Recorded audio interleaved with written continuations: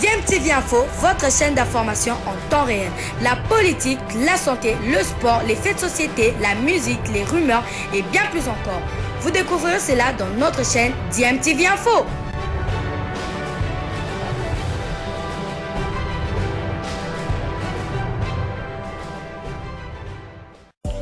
Vous êtes sur DMTV, bonjour ou bonsoir, tout dépend de l'heure à laquelle vous nous suivez. Tout plaisir est pour nous de vous retrouver, mais surtout de savoir que vous êtes nombreux en train de suivre votre chaîne YouTube DMTV. DMTV qui vous propose l'actualité, vous propose également des analyses et des réflexions sur des sujets d'actualité, sur des faits sociaux, tout simplement sur des réalités que nous observons ici chez nous en République démocratique du Congo. 2 ans seulement après sa création, le FCF Mazembe va disputer la Champions League africaine. Les championnes du Congo vont débuter la compétition par les préliminaires de la zone UNIFAC qui aura lieu en Guinée équatoriale avec comme première adversaire les Camerounaises de l'AS Awa. Mazembe qui veut aller très loin dans cette compétition. On aurait donc de grandes ambitions avec une préparation qui s'est bien passée, a dit à Top Congo FM le président de cette équipe, Jeff Kapondo, qui nous a accordé une interview. On l'écoute. Il faudra d'abord reconnaître que la Champions League, c'était un objectif que l'équipe de TP Mazembe Dam s'était fixé depuis les débuts de championnat. Ce qui fait qu'aujourd'hui, il est vrai que nous avons atteint cet objectif, ce qui constitue pour nous un motif de satisfaction. Et maintenant qu'on en est là, c'est vrai que nous visons maintenant à faire mieux, de sorte que l'équipe de TP Mazembe puisse rayonner non seulement sur le plan national, mais aussi sur le plan international. C'est vrai que nous allons rencontrer l'équipe camerounaise. Au Cameroun, le championnat de football féminin est bien organisé par rapport à chez nous, mais il faudra aussi avoir à l'esprit que l'équipe de TP Mazembe, c'est parmi les équipes mieux organisées en République démocratique du Congo, grâce à la volonté de notre président, j'ai cité Moïse, et nous pensons que le Cameroun ne constitue pas vraiment une foudre de guerre pour nous. Mazembe chez les messieurs, c'est un grand nom au niveau continental. Mazembe Dame, bien sûr, sera peut-être aussi vu comme ce Mazembe monsieur-là. Est-ce que cela constitue une pression pour vous? Ça constitue une pression pour nos dirigeants, puisque nous sommes appelés à faire les choses de manière à ce que les noms de tout-puissant Mazembe ne soient pas cités au rabais. Mazembe, c'est un nom qui inspire l'honneur, la dignité. Donc, nous devons faire en sorte que nous puissions défendre ces vertus-là. Et c'est comme ça que nous allons nous jeter dans ce championnat-là, pas en victime expiatoire. Vous êtes confiant quant à la bonne prestation de votre équipe en Guinée équatoriale. Comment s'est passée la préparation de Mazembe pour ces tours préliminaires? Notre préparation a commencé déjà les premiers jours qu'on avait commencé notre championnat au niveau de l'entente. Après notre Coupe du Congo, nous nous sommes concentrés chez nous à Lubumbashi où l'équipe est internée et on a bénéficié aussi du sparring partenaire de Kaifa. De temps à autre, on a eu à jouer avec. La semaine passée, on a été en Zambie jouer contre Zesco. Et dans cette équipe-là de Zesco, il y a 4 qui ont eu à jouer dernièrement la Coupe d'Afrique. Et heureusement pour nous, nous les avions battus 2-0. C'était un étalon de mesure pour nous, pour jauger notre niveau. Nous pensons que nous sommes dans les bons et nous pouvons réaliser les bons résultats au niveau de la Champions League. Voilà, c'était le président de Mazembe féminin, Jeff Kapondo. Je l'ai dit, Mazembe commencera donc cette Ligue des Champions par le tour préliminaire qui aura lieu entre le 10 et le 16 septembre courant en Guinée équatoriale. Premier adversaire de Mazembe, cette formation de la S Awa du Cameroun. Ce match se jouera le 10 septembre donc en Guinée équatoriale. En cas de qualification au deuxième tour, Mazembe affrontera le vainqueur du match entre Sécus FC du Tchad et la C Colombe Colombe du Congo-Brazzaville. L'autre match va opposer Malabo King, exempté du premier tour préliminaire. Malabo King qui a joué la finale de la dernière édition de la Ligue des Champions face à Mamelodi Sundowns. Malabo King va attendre le meilleur perdant de 2 matchs de premier tour préliminaire, et puis le vainqueur du second tour vont se rencontrer en finale pour déterminer l'équipe qui va représenter l'Afrique centrale à la 2e édition de la Ligue des Champions féminine de la CAF qui aura lieu au Maroc en fin d'année.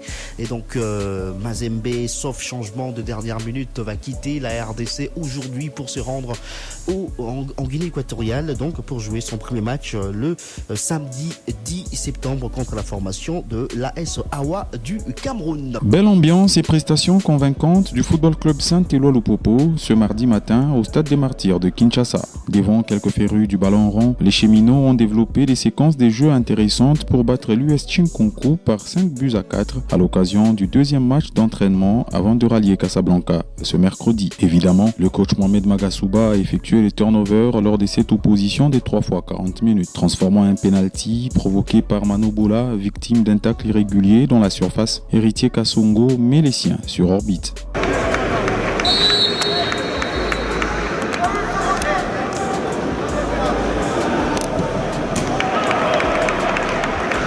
Et c'est l'annonce d'un but à 0 qui ponctue la première manche.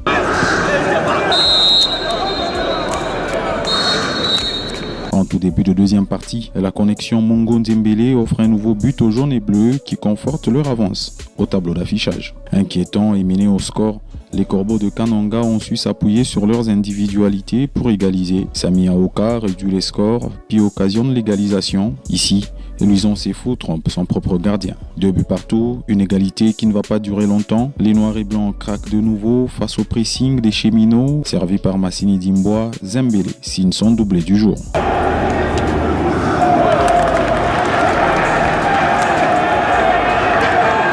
3-2, puis 4-2, Luison Sefou est à la conclusion d'une phase offensive de haut vol.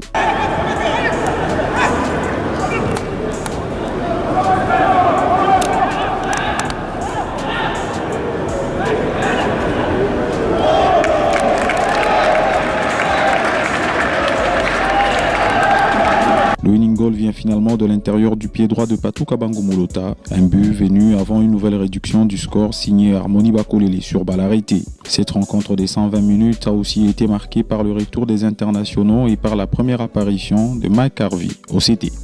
On continue à parler des interclubs de la CAF cette fois-ci dans la version masculine avec la formation du FC Saint-Éloi Lupopo dans une première délégation composée de 40 personnes a quitté Kinshasa cette nuit pour le Maroc où les cheminots vont passer un mois de stage avant d'entrer en lice en Coupe de la Confédération.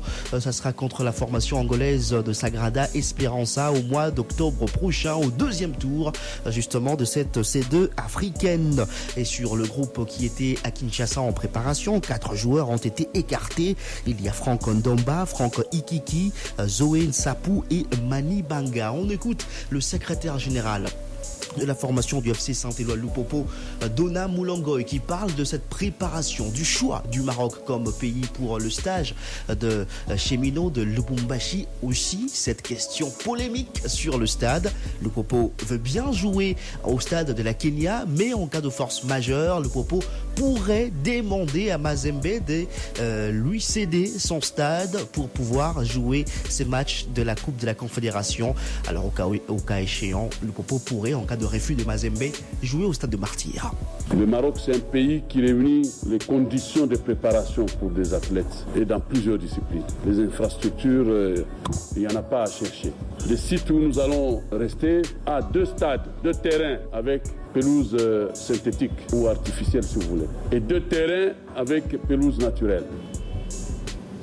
Nous allons recevoir Sagrada sur un terrain synthétique, alors qu'eux vont nous recevoir sur un terrain naturel. Et donc, on a l'avantage de nous préparer déjà sur les 2 terrains. Tout passe par la fédération, c'est la fédération qui appelle, c'est la fédération qui cherche des trucs. Dès que nous sommes sur place, le coach va établir son chronogramme d'activité et il va fixer les dates des matchs amicaux. On va remettre à la fédération royale marocaine et ils vont nous proposer les clubs. Et nous aurons peut-être à choisir les clubs que nous verrons quand même à la hauteur de nous faire un sparring partenaire. Mais je vous annonce l'arrière Ndomba a été écarté du groupe. Le milieu de terrain Ikiki Kayokele, que nous avions pris de jolis sites, a été écarté du groupe. Manibanga a été écarté du groupe. Et puis il y a Zoé Sapou, qui est également écarté du groupe. Nous tenons à recevoir notre match à la Kenya. C'est parce qu'on a interdit des vidéos, les travaux avancent à pas de géant. Si la CAF nous oblige de ne pas faire la phase des poules là-bas, nous allons jouer chez Mazembe. Nous allons demander ce stade. C'est un stade privé, on va écrire. Ce ne sera pas une honte de demander quand vous n'en avez pas. Voilà. Si les gens pensent que ça va créer polémique, pour nous, ce n'est pas une polémique. Au moment opportun, quand la décision tombera, si jamais on ne nous accorde pas, nous écrirons à Mazembe pour solliciter leur stade. S'ils nous refusent, nous venons au stade de l'État, le stade de Martyrs. Nous remercions également le chef de l'État, son Excellence Félix Tshilombo, qui a pensé à nommer notre vice-président comme directeur général. Ça, nous lui disons sincèrement merci au nom de tous les fans. C'est une fête pour nous. Président de la République, merci pour ça. Continuez à penser à nous et nous serons toujours reconnaissants aussi.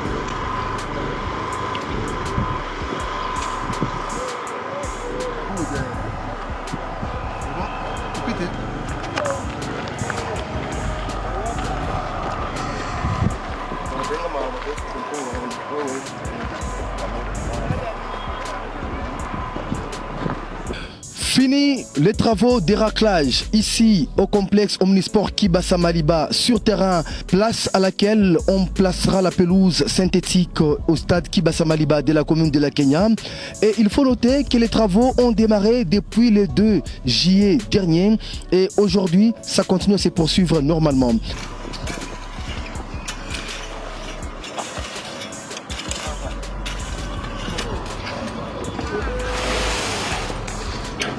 Monsieur Sébastien Mwamba, bonjour. Bonjour, monsieur Guilit. Le stade Kibasa Maliba, nous en sommes où précisément? Bon, comme vous le savez, partout au monde, le stade est un milieu récréatif par excellence. Alors il faudrait que, quand les gens viennent pour se divertir, qu'ils trouvent les athlètes en train d'évoluer sur un bon terrain où ils peuvent donner le meilleur d'eux-mêmes.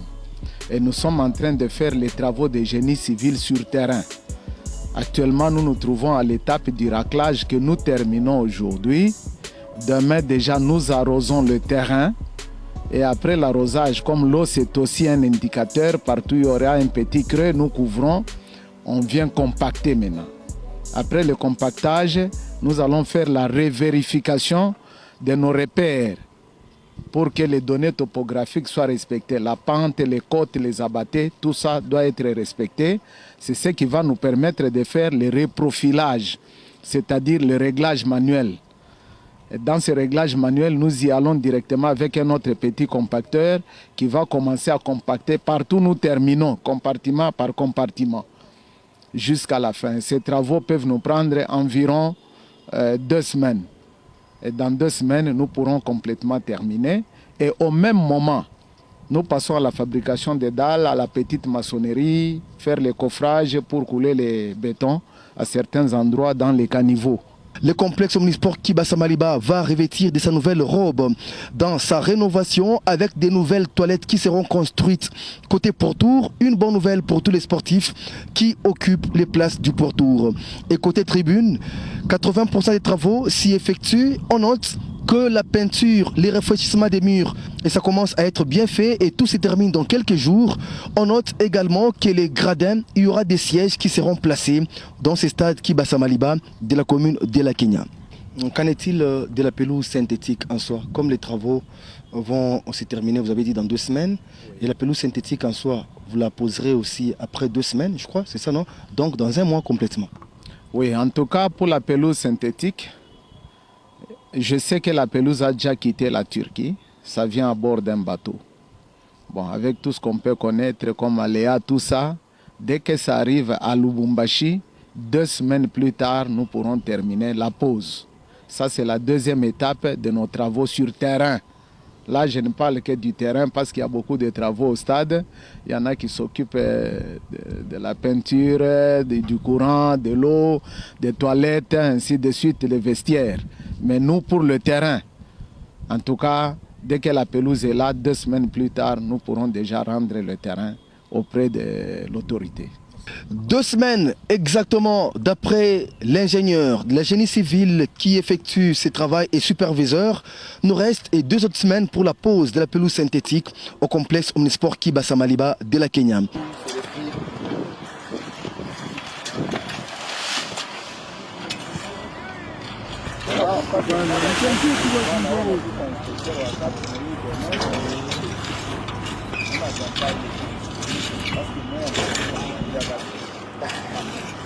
Isbon Kole Gulitsko Badrien pour Kyondo Radio-Télévision.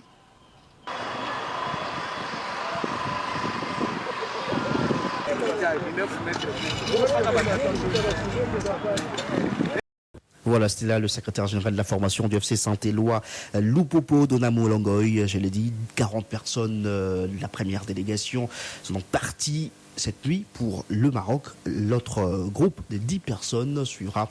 Ça sera vendredi pour compléter donc ce groupe de Lupopo au Maroc, où les cheminots passeront 1 mois de préparation avant de jouer Sagrada Esperança d'Angola au 2e tour de la Coupe de la Confédération. L'autre club congolais qui va jouer la Coupe de la Confédération, c'est la formation du Daring Club Motema Pembe. Desampé a livré 2 rencontres amicales mercredi au terrain Oudjana.